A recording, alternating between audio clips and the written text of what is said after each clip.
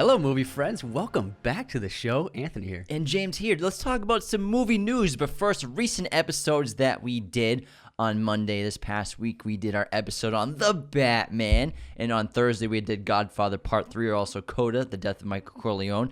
I also did an audio review on the new Hulu horror film Fresh, and an audio review on Netflix's new film, The Adam Project. So those are the most recent episodes we have posted. They were great reviews. I enjoyed them. Thanks so much. I didn't see the films, but I liked your reviews of them. The Fresh one was really funny. I did a couple of side tangents. Yeah, it was really you were rambling a little bit. Did you listen to the Adam Project one? I listened to the first half of it. Well, the second half is really good jokes are. I'll have to finish. You missed out, man. You missed out.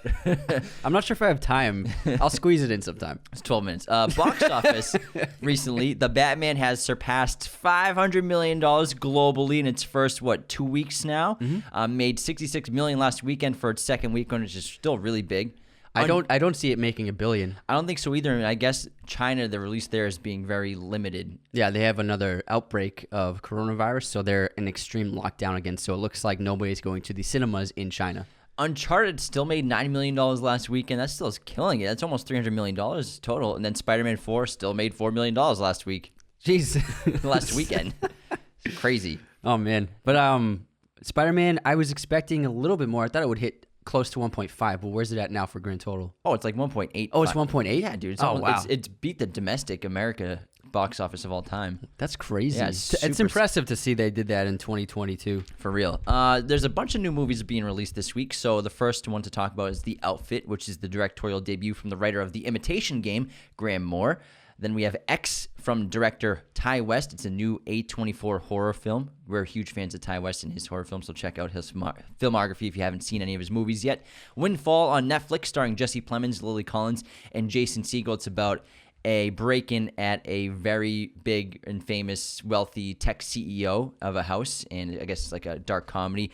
And then Everything Everywhere All at Once, another A24 film starring Michelle Yeoh, and this seems like super interesting, sort of a multiverse interdimensional drama.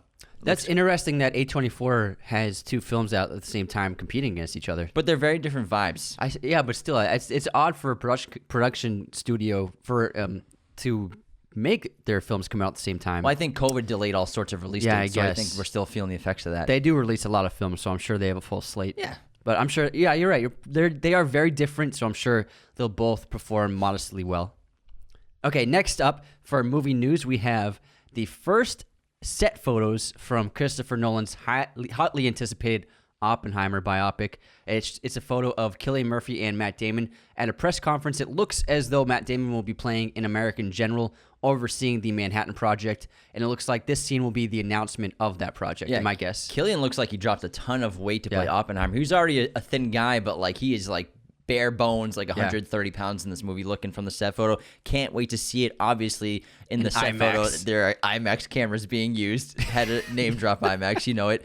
Next up, Denis Villeneuve says the Dune 2 sandworm scene will be a beautiful challenge. He says the sequences with the sandworm will be the hardest he's ever done, because if you haven't read the book, we saw glimpses of the sandworm. We got a couple good shots. And like one shot of someone riding it. But there's going to be a lot more sandworm in Dune Part 2, just like there'll be a lot more of the Fremen and Chani and Stilgar and stuff like that. So I can't wait to see how much more sandworm scenes we're going to get. Yeah, Paul has to learn how to ride them. Ooh, shh. Don't tell people. Come on, at the end of the movie shows it. I know, yeah. So there's a funny bit of Shia LaBeouf news. This guy is just all over the place. Apparently, Shia LaBeouf entered one of his screenplays into a screenwriting competition.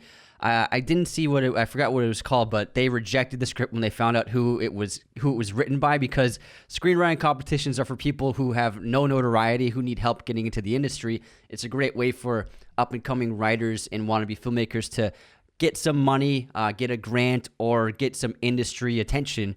And so it's extremely unfair for someone with the high celebrity of Shia LaBeouf to actually enter a screenplay competition. So I think they did the right call by rejecting his script. Yeah, what's he doing? That's ridiculous. My goodness. There's a new poster for IMAX for Fantastic Beasts 3, The Secrets of Dumbledore, and it's a really awesome piece of artwork. It's highlighting Hogwarts as a main setting for the film, as well as the Phoenix Fox just like encircling Hogwarts. Yeah. It's a really cool poster. You associate the Phoenix with Dumbledore, obviously, so it's smart of them to use the Phoenix in the marketing. And I'm excited for this movie. I think it'll be the best of the three. I have high hopes for it for sure. I think my guess is they've learned their mistakes from the first two.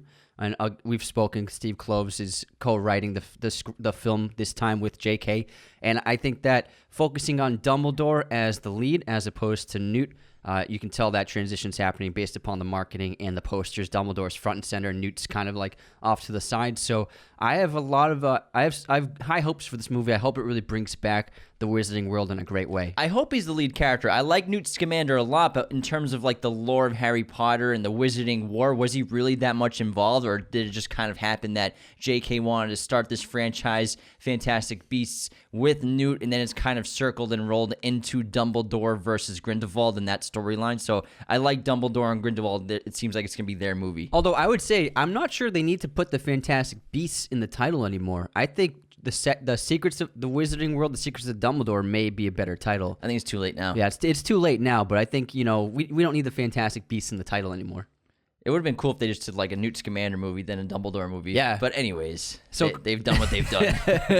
Speaking of big properties, there is a Dungeons and Dragons movie in pre-production. Chris Pine is actually going to be leading this film, and he compares this interpretation of the famous game into a film. They're basing it upon both Game of Thrones and Princess Bride. So it looks like it's going to be epic action mixed with some silly comedy. I hope they can pull it off. It'd be nice to see a great sci-fi fantasy video game movie pulled off effectively and really well that a lot of audiences will enjoy because, it's a very popular game.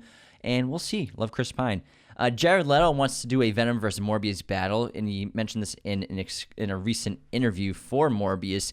And now it's really interesting with the MCU and their multiverse and then what's going on with Sony and their universe, because we have Morbius and Venom come out recently, but also in Morbius we have Michael Keaton is playing the same character he plays in the Spider-Man MCU movie. So he's playing Vulture. He's that character. He's in a prison cell in jail in Morbius in the trailer. So we haven't seen it yet. We'll probably see it in the next week or two when it gets out for the invite at IMAX. But I'm really curious to see how they're fitting Vulture from the MCU universe into the Sony Venom Morbius universe, if they're all taking place at the same time.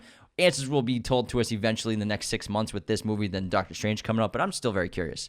My guess is that Sony's going to be overseeing their properties from now on without too much MCU connection. I think that the Tom Holland's, his next Spider-Man movies will just be strictly Sony productions and their control. I think he might pop it in an MCU movie. I think they need to keep working with Marvel for that stuff, because that's why Spider-Man No Way Home was so good, and because it's like a collaboration.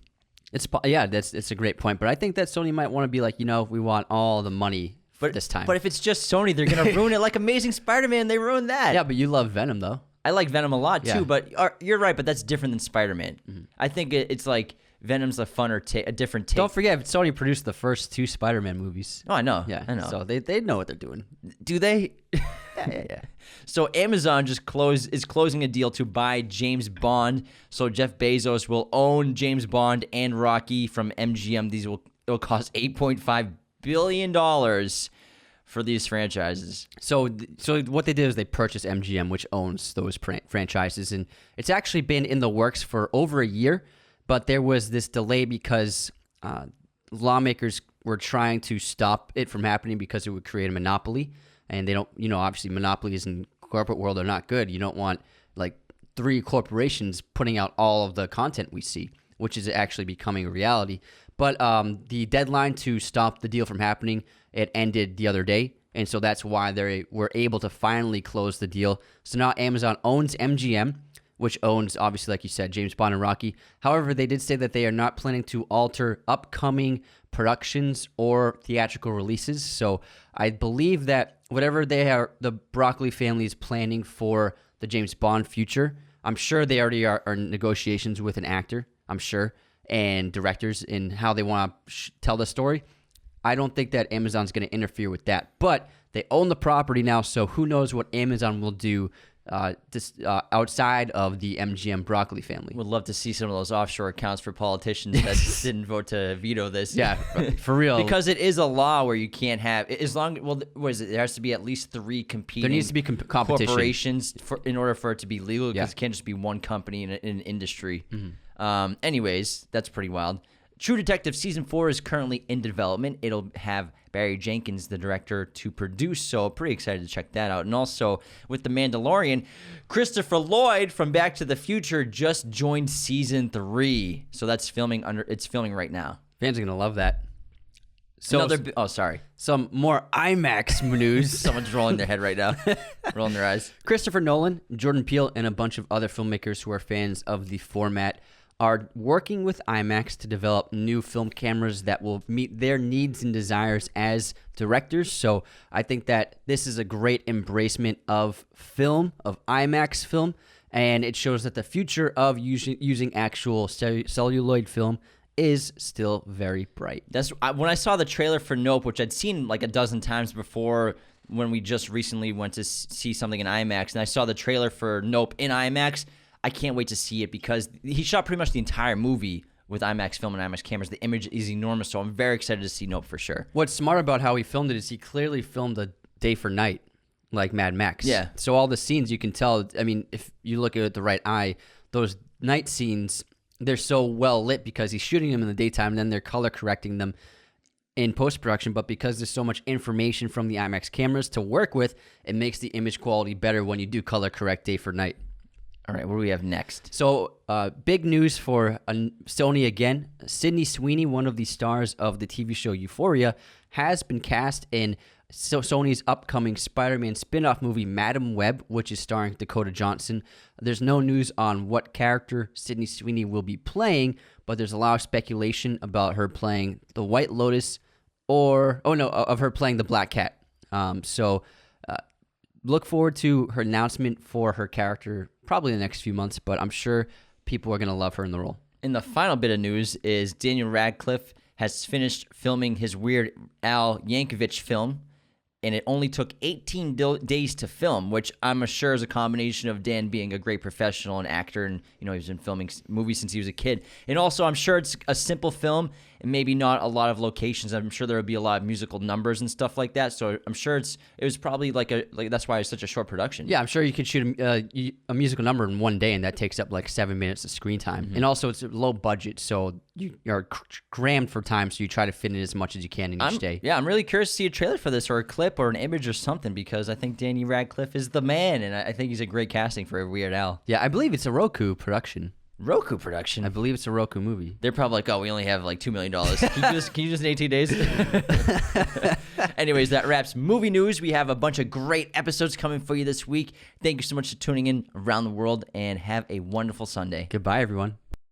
Thanks so much for tuning in to Raiders of the Lost podcast. Be sure to subscribe if you're new. Hit the like button, leave a comment. Find us on all audio streaming platforms, Spotify, Apple Podcasts, Google Podcasts, wherever you listen to podcasts, you can find us. Find us on Twitter, TikTok, Instagram, Raiders of the Lost podcast. Be sure to check out one of these other videos right here for more content on our favorite films and breaking down all kinds of movie content. Thanks so much.